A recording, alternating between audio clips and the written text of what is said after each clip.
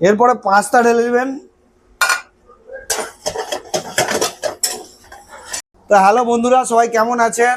ঠিক আছে, এখন আমি বানাবো হোয়াইট সস পাস্তা। আমারই নিজের ভাগনা কমেন্ট করেছিল হোয়াইট সস পাস্তা কিভাবে বানানো হয়, ঝটপট কিভাবে বানানো হয় সেটা রেসিপি আমি দেখিয়ে দিচ্ছি। ঠিক আছে, সঙ্গে থাকবেন আপনারা। প্রথমে গ্যাসে ননস্টিক বসিয়ে নেবেন। ঠিক আছে, তারপরে অলিভ অয়েল কিছুটা দিয়ে দিবেন। তারপরে তেলটা একটু গরম হয়ে গেলে গার্লিক একটু, আমাদের রেস্টুরেন্টে ভেজিটেবল দেওয়া হয় তার জন্য ভেজিটেবলটাকে সতে করে নেবেন একসাথে। আপনাদের পছন্দ মতো অয়েল না থাকলে ভেজ অয়েল ইউজ করতে পারেন। একটু বাটার দিয়ে দিবেন।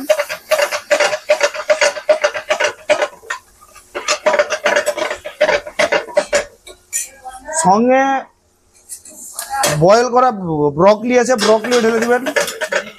ভেজিটেবল ভালো করে সতে হয়ে গেলে একটু ময়দা দিয়ে দিবেন। ময়দা আমি দিচ্ছি কারণ ঝটপট বানানো হয়ে যাবে তার জন্যে, নাহলে আমরা হোয়াইট সস বানিয়ে রাখি। এবার ময়দাটা একটু ভালো করে ব্রাউন রং এসে গেলে দুধ দিয়ে দিবেন।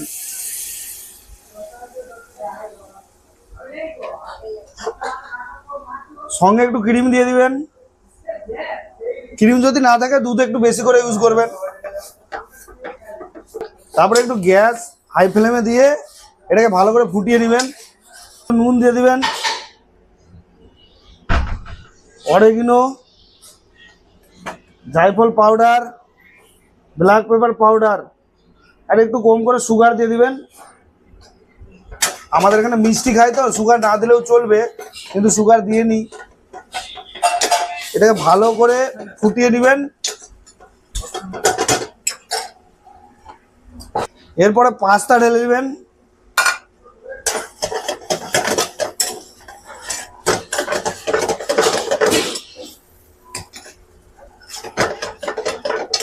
তারপরে ভালো করে ফুটানো হয়ে গেলে পাস্তা দেওয়ার পরে দিয়ে দিবেন পার্সলি। পার্সলি না থাকলে একটু ধনে পাতা ইউজ করতে পারেন। আমাদের রেস্টুরেন্টে পার্সলি আছে তাই পার্সলি ইউজ করছি।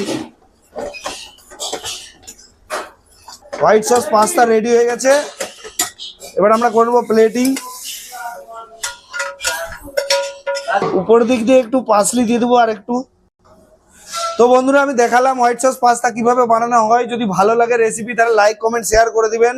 আর এটা আমার ভাগনা রিকোয়েস্ট করেছিল তার জন্য রেসিপিটা বানিয়েছি।